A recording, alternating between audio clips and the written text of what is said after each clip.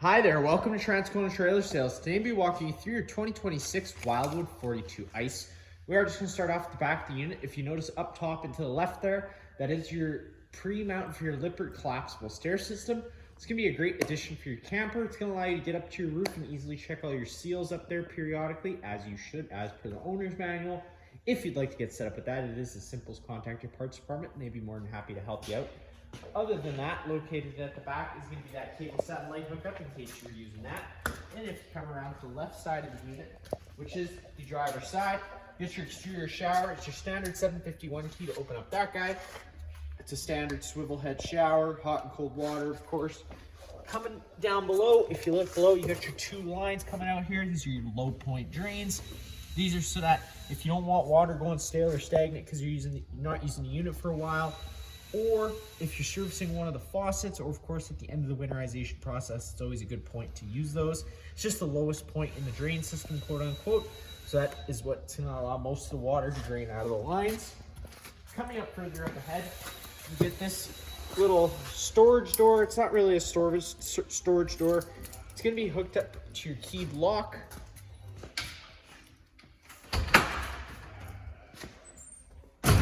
If you open that guy up, you're gonna see it just gives you access into behind the stairs here. It's where you get access to your water heater, some other plumbing stuff. Now you're not supposed to use it as a storage compartment, but if you look, it does go pretty deep back. So as long as you're not affecting any of the vent lines, wiring, or water lines, you do of course store things back there. Just of course you won't want to pack it right full, that way that water heater can vent. It just locks up with your standard door key, which I will lock up for you after if my master's not really working properly. Then you get your 50 amp service. Now this is going to look a little bit differently. This is just our shop cord, but it'll work the same way with your cord. If you pull that end back, you get this silver strip here. It lines up with this silver strip on this side. Push, twist, lock into place. Now if you pull this end out, this is a 30 amp adapter, so this takes this 50 amp trailer and allows it to hook up to a 30 amp service. The only thing you're losing for that is if you wanted to run both air conditioners at a time, you couldn't do so. You would need that 50 amp service to run both at the same time. We're using a 30 amp today because that's all the shop has. Just plug it in just like so, and you're good to go. The hot water service port is over here. It's pretty much self-explanatory. There's only really a couple things you need to worry about. This little button here supplies 12 volt power to the thermostat inside. And then you get your pressure relief valve, which brings me to the winterization portion. Now, if you had a camper before, you probably had a tanked water heater, in which case when it did come time to winterization, you had to do things like bypass at the back of the heater and all that jazz. This system is a little bit different. You don't do anything behind the water heater. You do run antifreeze through it. Just once you're done your winterization process, crack this pressure relief valve and leave it cracked open for the duration of winter. So that way, once antifreeze does start gelling up during those extremely cold Manitoba months, it has a place to escape instead of cracking inside your coils. Coming down below, you get your first sewer exit. This is going to be for that back bath. Take that sewer cap, twist it off. Your sewer hose is going to have the same ears. It locks into place. Then you have your black valve and your gray valve. You always want to empty your black valve first, as it's going to be your dirtiest water filled from your toilets. And then you can come behind that with your gray valve. Typically a little bit cleaner water filled from your sinks and your showers. Right here, you're going to notice this outlet with no valve. Now this is just pre-plumbed in case you wanted to go with a washer-dryer combo inside that back bathroom. If you went to go ahead with that, of course, you can contact the parts department. Again, they're going to be more than happy to set you together a quote. But whenever you are using your dryer, if you were to get one equipped, it's just as simple as really moving this cap, and you do have to leave that cap off whenever you're using the washer. That way it allows it to evacuate the water instead of backing up inside and flooding everything, causing a mess. You have a few different stabilization points in this unit. You have 6 of them, so you got 2 in the back, 2 in the front, 2 in the middle. They all work the same way. It's going to be very crucial that you already level this unit. Level it with the slides in. Once you're all level, you can hook up your 3/4 inch drive tool to the 3/4 inch drive nut, whether you're using an impact or a manual one. It's totally up to you. If you do use an impact, just keep it in mind of how much torque you put on this, as you do run the risk of bending them if you put too much. Up ahead a little bit more, You get that last drain, that's gonna be for your galley tank. That's just for your kitchen sink. So that's where you would drain that. Again, that's gonna be one you're gonna wanna do last. It's a little bit cleaner water. The furnace, this is the output for it. This is where all its hot air blows out whenever it's running. So just be mindful when you go to fire it up, make sure that there's nothing too close in front of it that's gonna burn or melt. City water connection, so if you're out of site with service, you can just throw a garden hose in there, turn it on, pressurizes all those lines without the need to run your pump. Or if you're out boondocking or your campsite just doesn't have water at the time, you can siphon water in through this, and that is what fills up your fresh tank, and that's what your water pump draws off of. If you bend down, look down below the floor, you got this white valve pulling on it. That's how you drain all the fresh water out of the fresh tank. Your one storage compartment for the outside is just right here. It's where you're going to find your power cord as well as your standard starter kit. Comes with a 10-foot water hose, 15-foot sewer hose, some other miscellaneous goodies, including a 15-amp park adapter. Now, in case you had this unit at home or your campsite didn't have 30-amp service, we do include that 15-amp standard household plug end so that you can plug this thing in and, of course, run your slides and lights and everything. Just keep it in mind, if you're on 15-amp service, you're not going to be able to run any of the air conditioners. It realistically is just to run your fridge and your lights. If we come a little bit further back, one thing I did forget to mention, right here, you got your range hood flap. It's going to be pretty crucial to have a step ladder around this unit. A lot of stuff is kind of high up, but you always want to make sure that vent is released whenever you're at your campsite, allowing the range hood to evacuate the fumes as you create them. Now, closing that off is just going to stop any excess dust from getting inside whenever you're traveling, you're not using the unit, and of course, it does keep critters out. Right up here at the front, you get your battery located inside that box there, and inside this cover is your 2 propane tanks. You just have to loosen these tabs off for the most part, flip them out of the way. This cover would flip back, and you can turn your tanks on and off, but for refilling purposes and just the purpose of the video, you just slide this cover right out of the way, and at that point, you just take that wing nut from the top and loosen it off, and do everything you need to do, whether it be filling the tanks. Now you get 2 standard 30-pound tanks. They work exactly like your barbecue would at home, counterclockwise, all the way, nice and slowly. Open up the flow propane. Let's say this tank were to go dry, you just have to close it. You can flip this over to this side, and then you can run off this tank while this one's getting filled up, or you wait and fill them both at the same time, totally up to you. Now, over around the passenger side of the unit, got a couple plugins right here at the front. It's kind of nice to include that.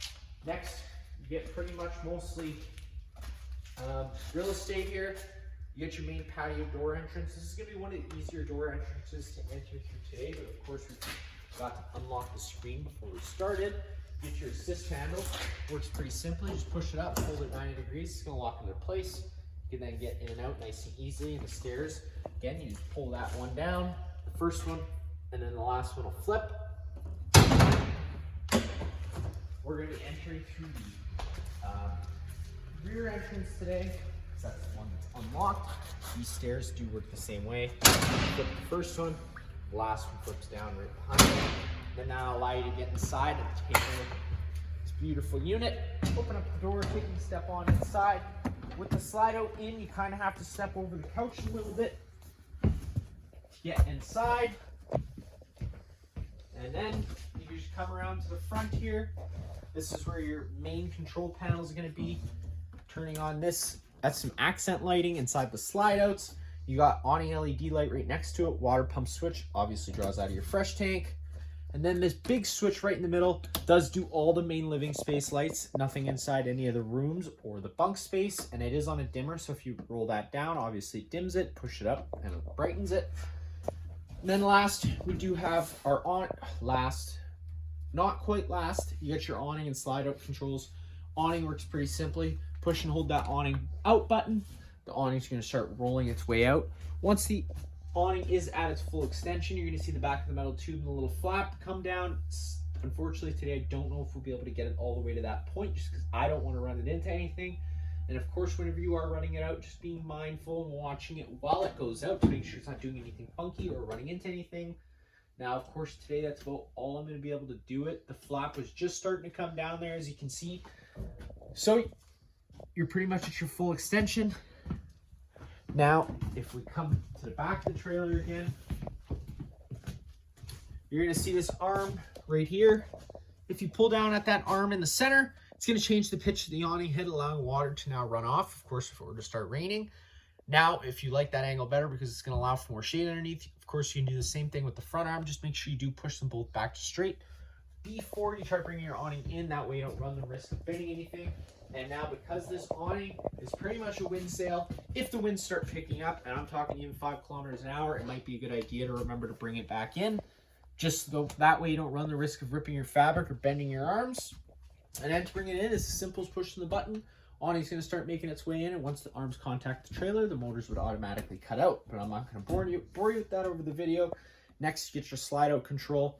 I always recommend people, before they ever run your slide out, now I know this one's going to be parked for the most part, but especially for the traveling ones, it's always a good idea just to do a quick visual check inside and out. Of course, on the outside, making sure you have enough room for the slide out to go all the way out without running it into anything. And then on the inside, just a quick visual check, just to make sure nothing's shifted while you were gone. That's going to get stuck in between the slide out fascia and the wall, causing yourself any damage or grief. Once you do that, you can run those slide outs. One slide out switch for all 3. Just hold that button. They're going to start making their way out. It moves the one with the least resistance first, which is typically the bedroom. And then it would push this one out last. This is heavier kitchen slide. And then, of course, it's going to do it the opposite way for coming in. Now, how you know that's full extension, when you see the lights dim down like that, you just let off the button. If you want to be extra cautious, just run your hand between the slide out fascia and the wall. Just make sure you feel that rubber sealing up against the wall. That way you're sealing out any moisture from making its way in. Now you got the whole thing opened up. So today we're just going to finish right now going over a little monitor panel area, and then we'll go and start at the back of the trailer. Above these buttons, which I've already told you about, you get your monitor panel system. So you push the button, it tells you the corresponding level. Of course, you don't have a black 2. That's just the way it is. Your JBL sound system, this does work solely off Bluetooth. It is just a sound controller, so there's no FM transmitter or anything built in. You'd have to run it through your phone, turn it on, hold the button like any standard JBL stereo. It's gonna bring it into the link mode, and it could then link your phone. Push the speaker buttons to change between your speakers, power button on and off. Below that, you get your thermostat. Now this thermostat is just going to control that rear air conditioner as well as the main furnace. It works pretty simple. You just have to push and hold that button. Push it once, it illuminates itself. Push it again. It's going to bring you into your fan setting. I always recommend running it in the auto fan setting, so that way it's an on-demand system. It'll kick in and out as needed. If you run that fan on either high or low, the air conditioning fan will run continuously on that high or low fan until you actually manually turn it off. Push the button one more time. You get to cool. So now at this point, this is when the air conditioning takes into effect. Up or down at any time to change your set temperature. Push that button again. It's going to kill your air conditioner, fire up your furnace. Your furnace runs off propane and it's its own entity. Moves all its air through the floor portals you have throughout the unit. One more time, that'll bring you over to off. Rule of thumb, once you do, if you've ever turned on the furnace and then go to turn it off, it does run for an additional 3 minutes to allow itself time to cool down. And before you ever try to run any of your propane devices in here, I always recommend, especially if the unit's been left for a while, just to fire up your stove first thing. I'll go a little bit more about that once I get to the stove. The thermostat for the Suburban water heater is to your right. Push the power button, it turns it on. Up or down at any time to change your set temperature.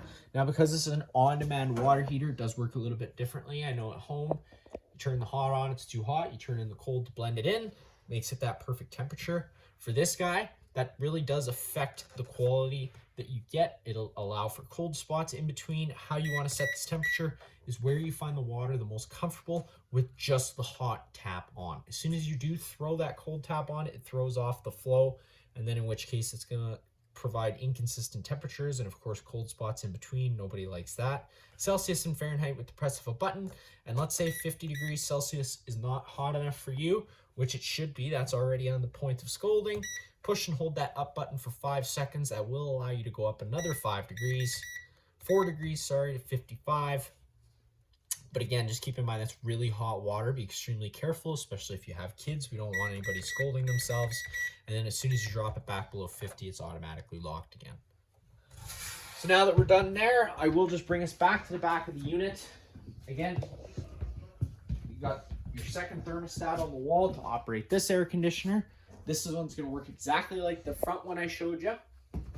Up in each bunk space, of course, it's going to be pretty standard.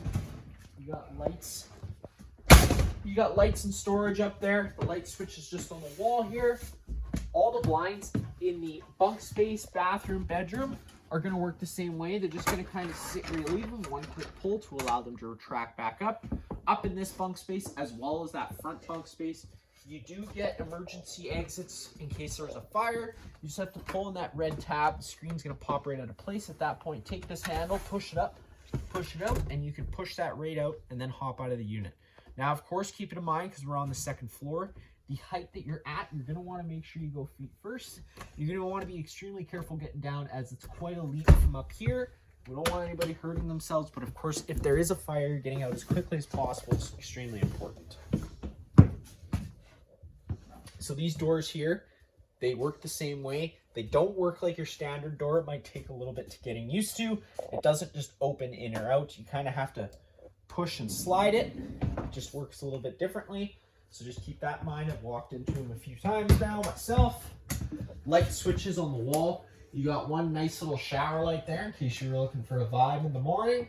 Or you can just turn the main lights on and have everything on. Storage in here like crazy. You got these two big cabinets underneath the sink.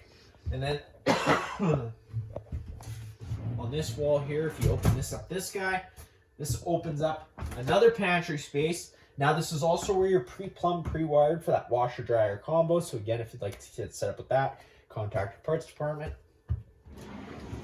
Shower, pretty much just like home, exactly like home. Really, really nice nowadays, especially for an RV. And then you get your main sink, of course, mirror. Main GFI plug here on the wall. If you ever have an outlet that doesn't work, this would be the first place I'd look. Sometimes it can trip for the most random reasons. And you got reset up top, test down there at the bottom. So again, just double check. If you ever plug something in and it doesn't work, just double check your GFI isn't tripped. It's just a quick, easy troubleshooting process. On the wall, you get your max air fan. I know, typically they're in the ceiling, but because you have the loft, they give you this nice side exit one. So you just have to push on the black button, push it out. That pushes that out. The button right up there at the top turns it on. It'll then start evacuating air, steam, or smellies, depending on what you do in here. Now that we're done in here, we can take a step on into the main living space. Again, that couch was originally in, so always making sure that this space is clear when you do go to bring those in for the season. Behind the couch, a little hidden storage spot for any sort of blankets or extra pillows. Behind there, this does fold down into a bed. You're just having to pick up on this end here, pick up at the foot of the couch. You'd have to remove the rear cushions, but because we just fabric protected it, I'm not going to pull it out and affect any of that. I just kind of want to leave it and let it set. But that does fold out into a bed. In our entertainment area here, you get your fireplace. You do have 2 fireplaces in the unit, and this is going to work the same way for the air conditioners. You can only run 1 fireplace at a time if you're on a 30 amp service. So keep that in mind. You do need 50 amp service to run both this one and the one in the bedroom at the same time. Power button on the far right to turn it on. The button right beside it changes your different flame colors. The button right in the center changes your different rock light colors. And then the button 2 in from the left changes your heat settings. You push it twice to go on to low, 1 more time to get into high. And then you got a timer that goes anywhere from 30 minutes to 9 hours. Power button on the right to turn it off runs exactly like the furnace. It's going to allow itself a couple minutes to cool down. And then up top, you're probably noticing a nice little counter space. You're thinking, oh, you could put the TV here maybe. They already got that covered. So if you come over here on the wall, you not only have your shade controls for these upper shades, so you don't have to get up there and reach for them, but it also controls your TV lift. So if you turn the shade switches on, it operates the shades. If you push the TV switch up, it operates the TV. Push that up button, bada bing, bada boom, TV starts coming up. I thought it was a neat little thing that they included. Allows for a lot of extra space if you didn't need it when you were hosting. And then just push the button down to bring it down, and it'll bring itself down.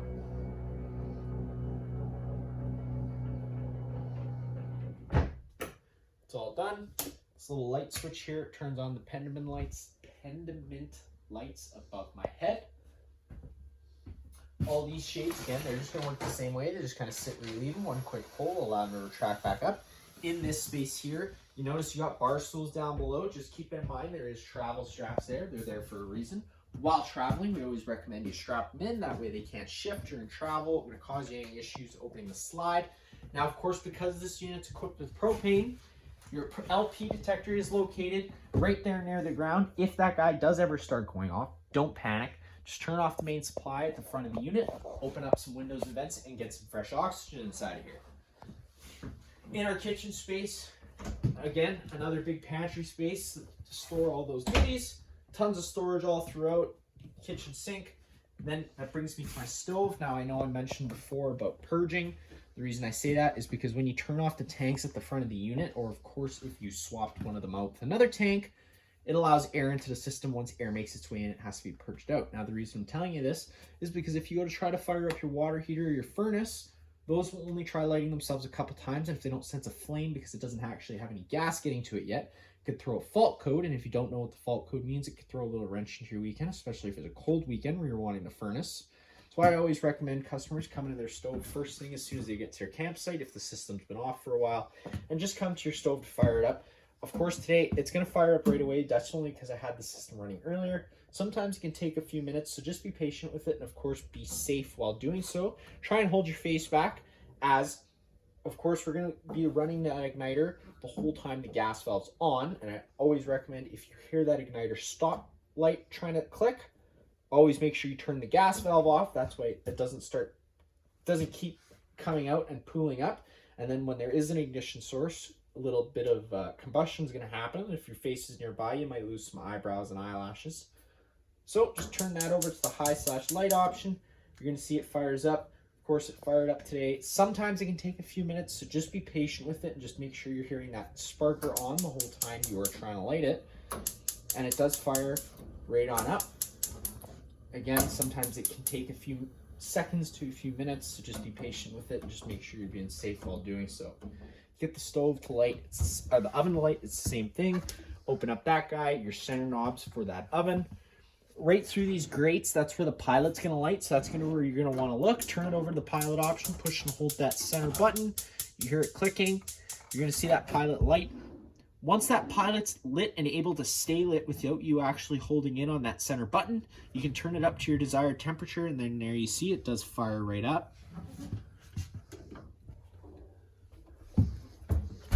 Household style fridge, not much I need to show you there.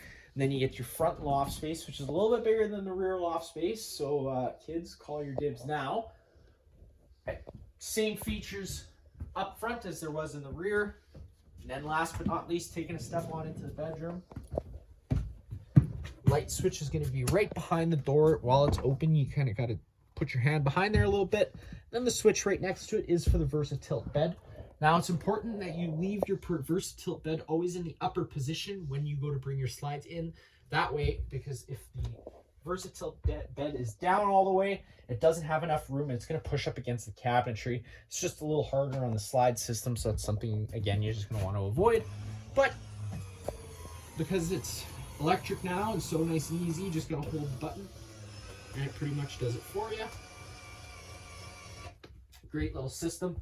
If you pick up at the foot of this bed and lift, you do get access to that outside storage compartment from inside, and then you do get a little, either a clothing rack or a boot rack where you can store some stuff. Behind me, again, you get your second fireplace, which works exactly like the one in the living room. Nice accent colors here. Tons of storage space again, including this guy here. Pick up on this little latch, swing it open. Gives you another little massive hidden area. Now you're going to notice this is your main coax outlets here. This little black button, if you push it, turns on that green light. That turns the antenna on the roof. Now that's also going to improve radio frequency and cell phone frequency, so we always recommend leaving it on while camping. But if you're not using the unit, pretty important you turn it off, as it does draw battery power, and nobody likes coming back to dead batteries. close it, latch it, especially if you're traveling anywhere. Other than that, it's mostly bedroom space, but one thing I did forget to mention, inside this drawer, they even give you a little sticker, antifreeze inlet. Pull this drawer out, there's tabs on either side. Pull them opposite ways of each other, it'll unlock it, allow it to come the rest of the way out. And then that tube sitting right here, bypass hose, you follow that back to the bypass valves, turn it, stick this into your pail of antifreeze, and you can begin your winterization process. Now that is going to be it for this unit here. If you have any other questions, feel free to give us a call.